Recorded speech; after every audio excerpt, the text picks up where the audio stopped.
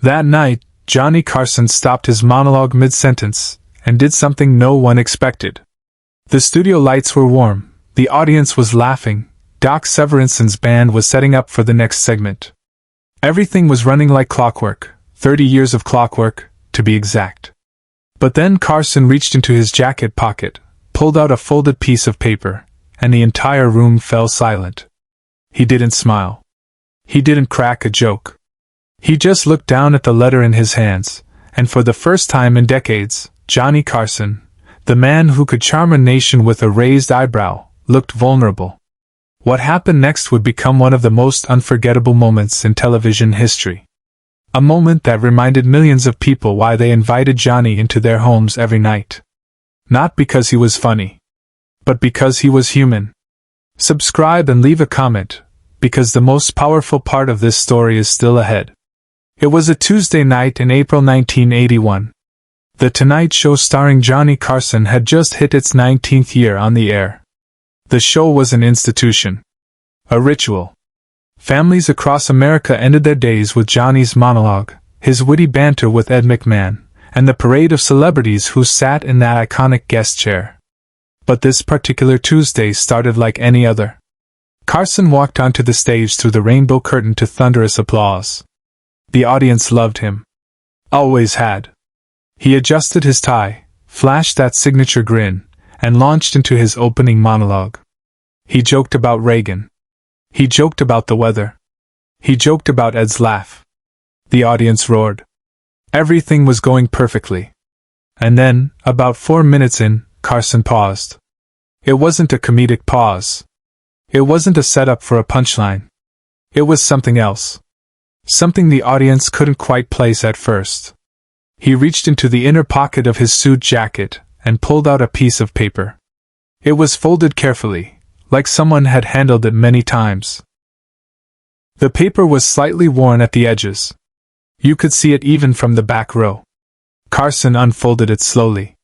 The audience quieted, sensing a shift. Ed McMahon, sitting at his desk to the side, leaned forward slightly.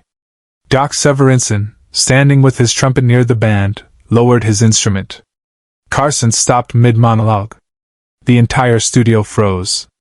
"I want to read you something," Carson said, his voice quieter than usual. Not somber, just honest. Real. The audience didn't know what to expect. Was this a bit? Was it another one of Johnny's curveballs that would turn into comedy gold? It wasn't. "This letter came to my office 2 weeks ago," he continued, holding the paper with both hands now, as if it were fragile. "It's from a woman named Helen. Helen Kramer. She lives in Ohio. And she's dying." The air in Studio 1 at NBC Burbank changed. You could feel it. The lightness evaporated. Even the crew behind the cameras stopped moving.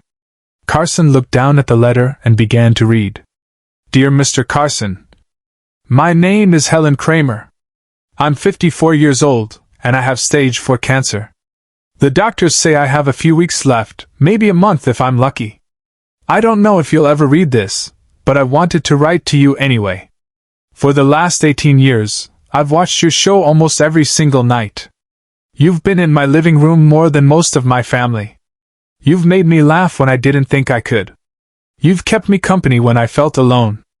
I don't have much time left, Mr. Carson, but I wanted you to know that you mattered. Not just as a host. As a person. You reminded me that even when the world feels heavy, there's always room for a smile. I won't be watching much longer. But I'll be watching tonight. And I just wanted to say thank you. With all my heart. Helen." Carson finished reading and stood there, the letter still in his hands.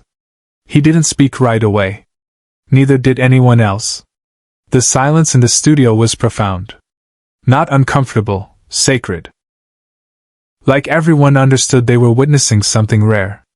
Ed McMahon's eyes were glassy. You could see him trying to hold it together. Doc Severinsen turned away slightly, pretending to adjust his sheet music, but his shoulders were tense. And then Carson did something he'd never done before in nearly 2 decades on air.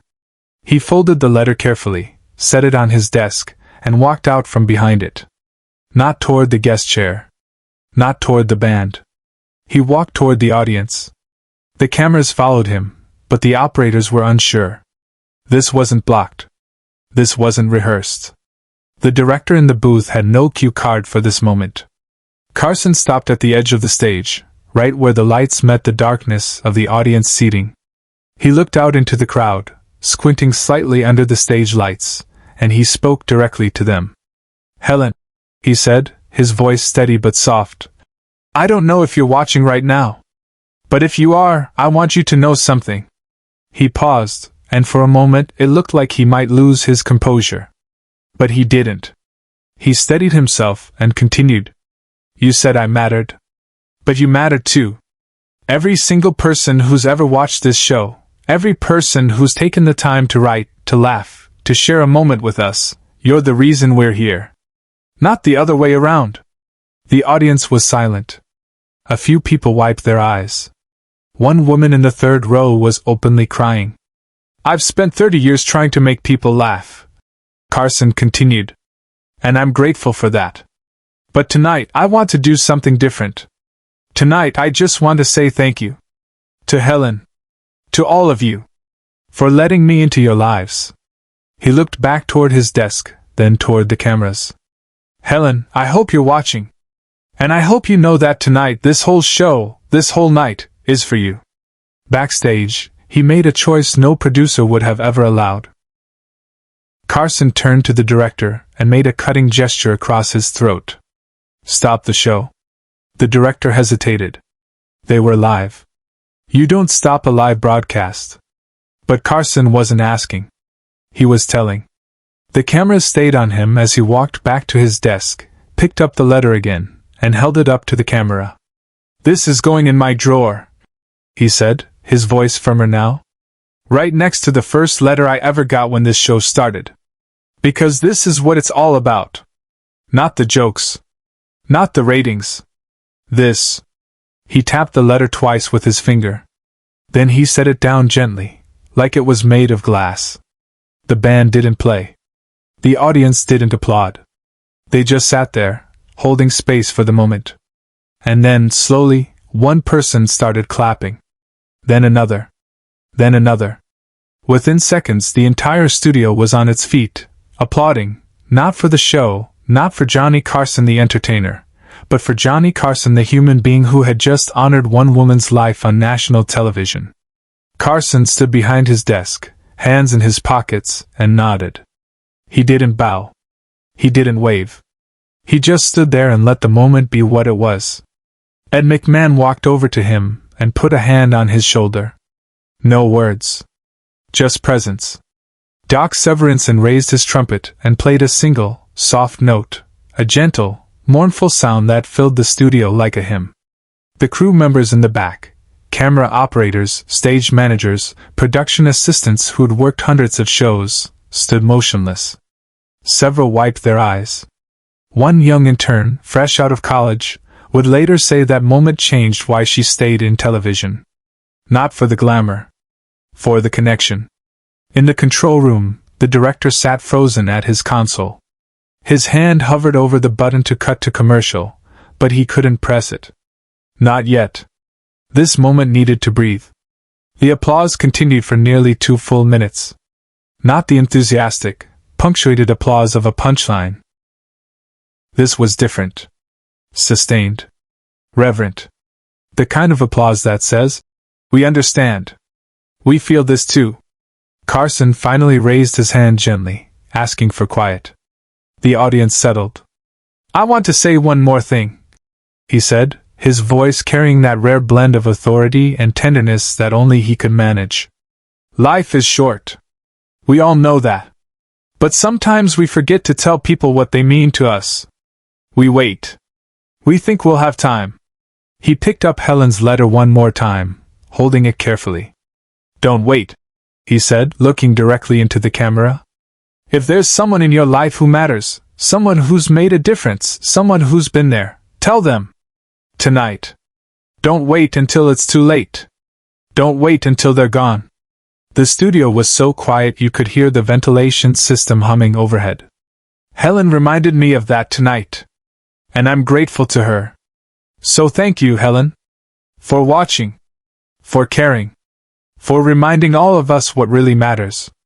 He set the letter down gently on his desk, gave it one last look, and then turned back to the audience.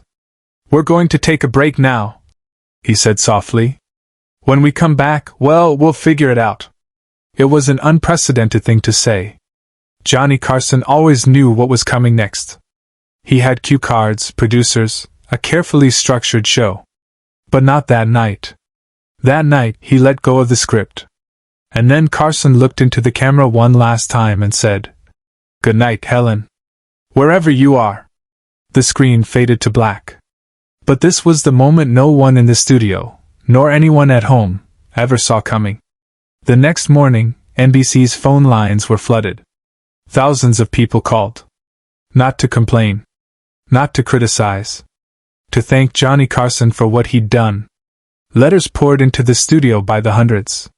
Then thousands. People from all over the country writing to say that they, too, had someone like Helen in their lives. Someone who was sick. Someone who was alone. Someone who needed to be seen. And Johnny had seen her. The network executives were stunned. They'd worried that Carson's unscripted departure from the format would hurt ratings, confuse advertisers, break the rhythm that had kept the show on top for nearly 2 decades. Instead, the opposite happened. That episode became one of the most watched of the entire season. But more than that, it became something else, a cultural touchstone. Newspapers ran editorials about it. Radio hosts played the audio. Teachers showed clips in their classrooms to talk about empathy, about what it means to truly listen to another human being. Carson himself was shaken by the response. In a rare backstage moment caught by a crew member, he was seen sitting alone in his dressing room after the show, still holding Helen's letter. He wasn't crying. He was just sitting there, staring at the words, as if trying to understand the weight of what had just happened. His producer knocked softly and asked if he was okay. Carson looked up and said something that nobody expected. "I don't know if I deserve this." The producer didn't understand. "Deserve what?" "This kind of trust," Carson replied. "For someone to write me that letter. To share something so personal. I'm just a guy who tells jokes on TV." But he wasn't. Not that night. That night, Johnny Carson had been a mirror, a reflection of the best parts of humanity. The parts that care. The parts that stop and listen. The parts that say, "I see you. You matter." And maybe that's why the moment resonated so deeply. Because in a world that often feels rushed, disconnected, and indifferent, Johnny Carson reminded everyone watching that we still have the power to pause. To witness. To honor. Helen's letter wasn't just a goodbye. It was a reminder that we're all connected, by the shows we watch, the moments we share, the simple act of showing up for each other, even through a television screen. 3 weeks later, Carson received another letter. It was from Helen's daughter. Helen had passed away 2 days after the show aired. But she had watched that night. She had seen Johnny read her letter. She had heard him dedicate the show to her. And according to her daughter, Helen had smiled. She said she felt like the whole world stopped for her. The daughter wrote, "Even if it was just for a few minutes. Thank you for giving her that." Carson kept that letter too. He never talked about it publicly. He never used it for publicity. He just kept it in the same drawer as Helen's original letter, along with a small note he had written to himself that night. "Remember why you do this." Years later, when Carson retired from The Tonight Show in 1992, he was asked in an interview what his proudest moment on the show had been. People expected him to mention a famous guest, a legendary sketch, a record-breaking rating. Instead, he said, "The night I read Helen's letter." The interviewer pressed him. "Why that night?" Carson thought for a moment, then smiled, not his TV smile, but something quieter, more personal. "Because that night, I wasn't a host. I was just a guy who got to say thank you to someone who deserved to hear it. And I think that's the most important thing any of us can do. See people. Really see them. Share and subscribe. make sure this story is never forgotten. The letter Helen wrote is no longer in Johnny Carson's desk drawer. When he passed away in 2005, his family found it among his most treasured possessions. It's now part of a private collection, preserved alongside other artifacts from his career. But the story doesn't end there. In the years since that night in 1981, countless talk show hosts have cited that moment as a turning point in how they approach their work. Jimmy Fallon once said in an interview, "Johnny showed us that it's okay to stop being funny for a minute and just be real." David Letterman, who idolized Carson, kept a photo on his desk from that night. A still frame of Johnny holding the letter. He never explained why, but those close to him said it reminded him that television wasn't just entertainment. It was connection. Conan O'Brien, Stephen Colbert, Jimmy Kimmel, they all know the story. They all understand what Carson did that night. He broke the fourth wall.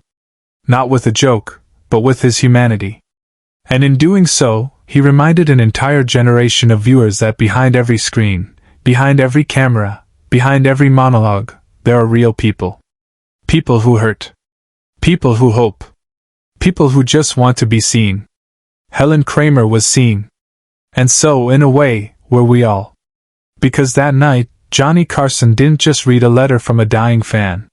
He held up a mirror to the entire country and said, "This matters. You matter." And we believed him.